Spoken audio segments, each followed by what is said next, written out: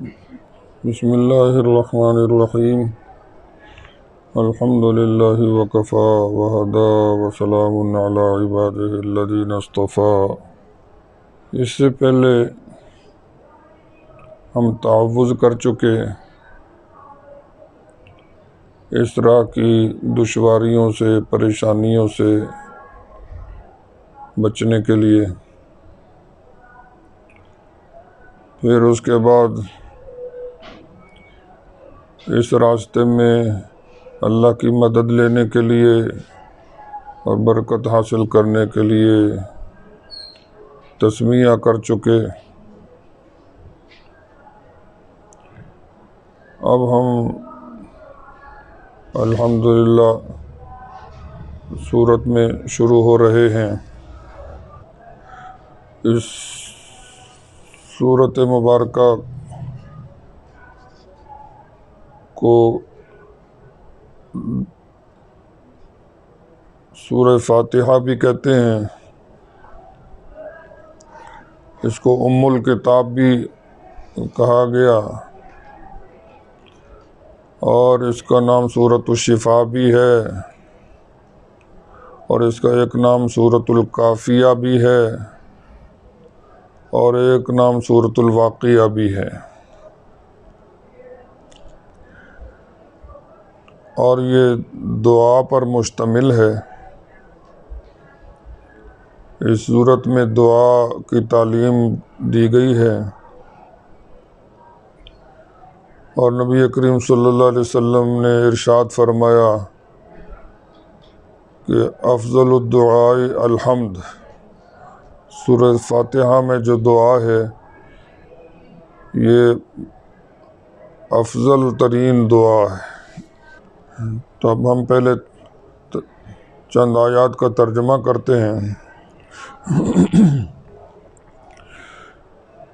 بسم اللہ الرحمن الرحیم الحمد للہ رب العالمین الرحمن الرحیم مالک یوم الدین۔ الحمد، تمام تعریفیں، للہ، اللہ کے لیے ہیں، رب العالمین، جو سارے جہانوں کے رب ہیں، الرحمن، جو سب پر مہربان، الرحیم، بہت مہربان،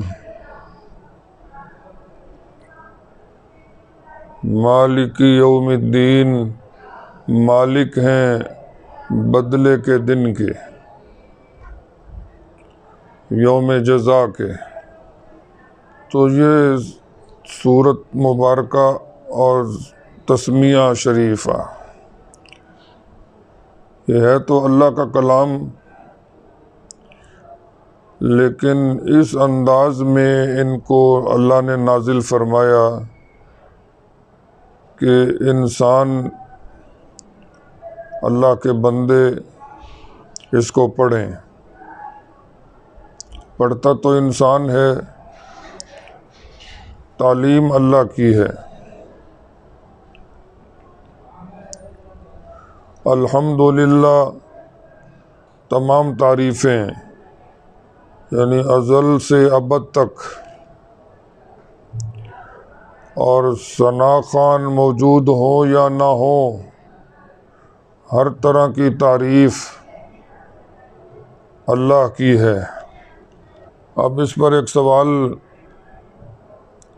ہو سکتا ہے کہ تعریف تو اللہ کے علاوہ اوروں کی بھی کی جاتی ہے، کہ فلاں انسان بہت اچھا، فلاں عمارت بہت اچھی، فلاں نعمت بہت اچھی۔ تو پھر اس کا کیا مطلب کہ سب تعریفیں اللہ کی ہیں؟ تو اس کے جواب میں علماء نے فرمایا کہ مصنوع کی تعریف در حقیقت صانع کی تعریف ہوتی ہے۔ جیسے کوئی آدمی کسی عمارت کی تعریف کرے کہ وہ بہت خوب ہے، بہت بہتر ہے، تو در حقیقت وہ بنانے والے کی تعریف ہوتی ہے۔ اسی طرح اللہ کے علاوہ جس کی بھی تعریف کریں تو بالآخر وہ اللہ تعالیٰ کی ہی تعریف ہوگی، کیونکہ سب کے خالق، سب کے بنانے والے اللہ پاک ہی ہیں۔ بعض حضرات نے اس سوال سے بچنے کے لیے یہ فرمایا کہ الحمد سے وہ صفات خاصہ مراد ہیں جو صفات الوہیت ہیں، جو اللہ تعالیٰ کے ساتھ خاص ہیں، مثلا خالق ہونا، حاجت روا ہونا، مشکل کشا ہونا، شفا دینا، اولاد دینا، ما فوق الاسباب نفع یا نقصان دینا، یہ جو خدائی صفات ہیں، صفات الوہیت، یہ اللہ کے ساتھ خاص ہیں، یہ صرف اور صرف اللہ کے لیے ہیں۔ مشرکین بتوں کے لیے یہ صفات مانتے تھے، ان کے مقابلے میں ہمیں یہ کہا گیا کہ یہ صفات الوہیت صرف اللہ کے لیے ہیں۔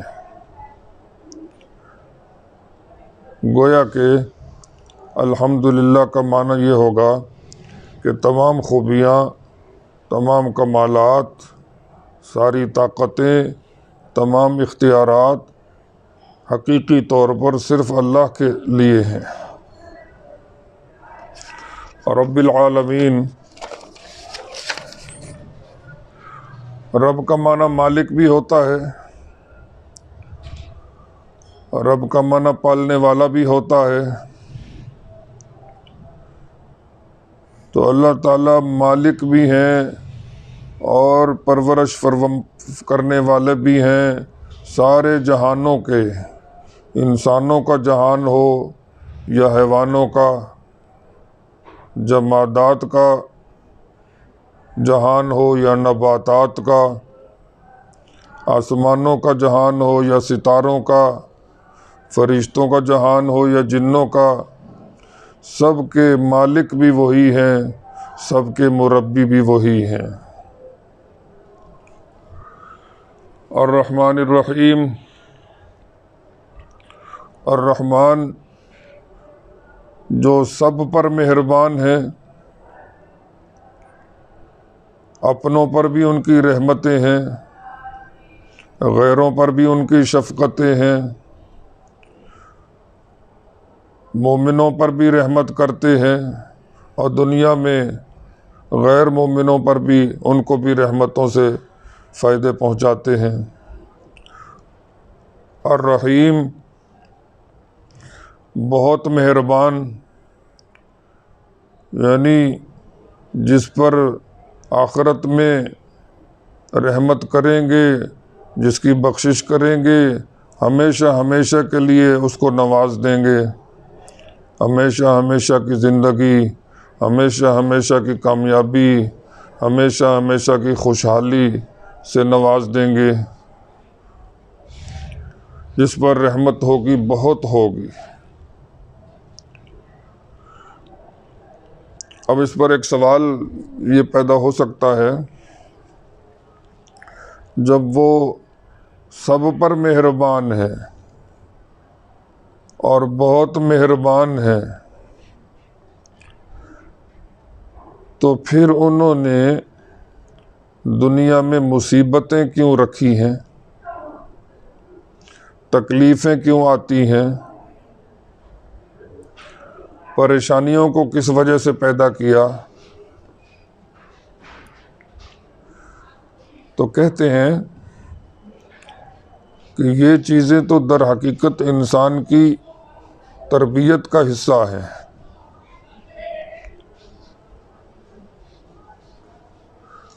یہ تو ایسے ہوتی ہیں جیسے والد کی ڈانٹ یا استاذ کی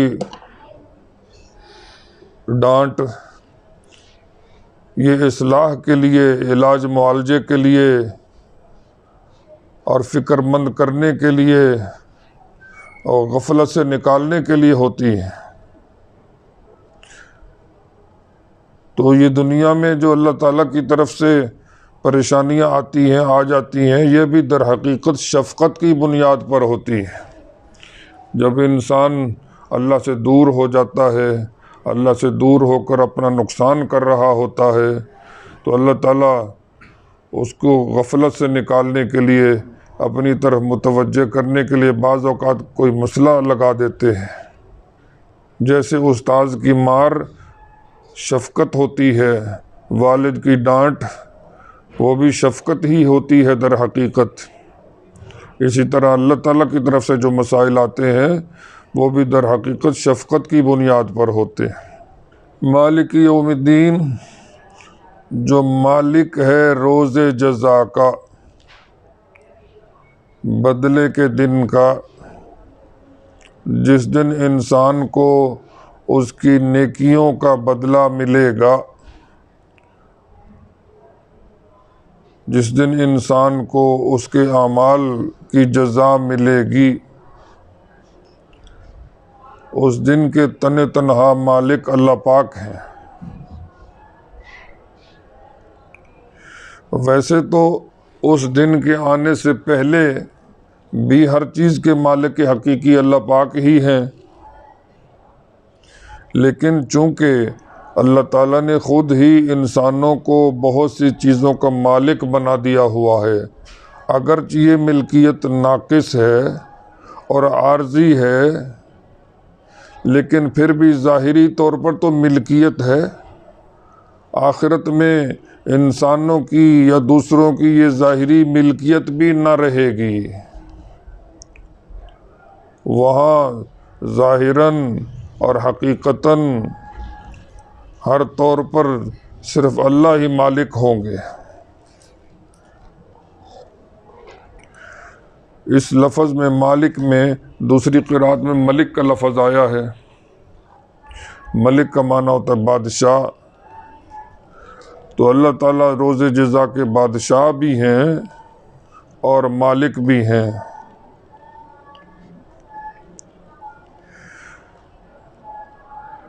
اس سورت کے شروع میں جب اللہ تعالیٰ نے فرمایا الحمدللہ، ساری تعریفیں اللہ کے لیے ہیں، تو گویا یہ ایک دعویٰ ہے۔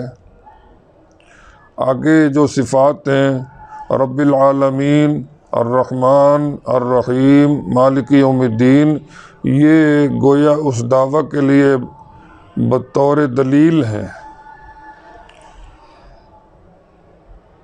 کہ ان وجوہات کی بنا پر بھی کہ وہ روز جزا کے مالک ہیں، وہ سب پر مہربان ہیں، آخرت میں ان کی رحمت بے انتہا ہوگی، اور وہ سارے جہانوں کے مالک بھی ہیں، پالنہار بھی ہیں۔ ان وجوہات کی بنا پر ہر طرح کی حمد، ہر طرح کی تعریف اسی کا حق ہے۔ نبی کریم صلی اللہ علیہ وسلم نے ارشاد فرمایا کہ جب مسلمان کہتا ہے الحمدللہ رب العالمین، اللہ جل جلالہ اس کے جواب میں فرماتے ہیں حمدنی عبدی، میرے بندے نے میری تعریف کی۔ اور جب مسلمان کہتا ہے الرحمن الرحیم، تو اللہ تعالیٰ اس کے جواب میں فرماتے ہیں اثنا علی عبدی، میرے بندے نے میری ثنا کی۔ اور جب مسلمان کہتا ہے مالک یوم الدین، اس کے جواب میں اللہ جل جلالہ فرماتے ہیں مجدنی عبدی، میرے بندے نے میری عظمت بیان کی، میری بزرگی بیان کی۔ یہ وہ کلمات ہیں جو کہہ تو بندہ رہا ہے بندے کے منہ میں اللہ تعالیٰ گویا یہ الفاظ ڈال رہے ہیں کہ یوں کہو، گویا کہ الحمد سے پہلے ایک لفظ ہے قولو، کہو الحمدللہ رب العالمین۔ اسی طرح تسمیہ سے پہلے بھی گویا اللہ کہتے ہیں کہو قولو بسم اللہ الرحمن، اللہ کہلواتے ہیں، بندہ کہتا ہے۔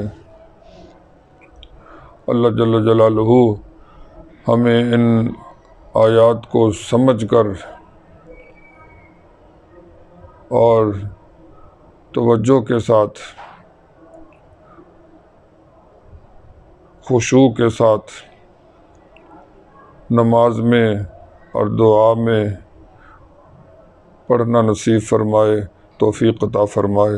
وآخر دعوانا ان الحمدللہ رب العالمین۔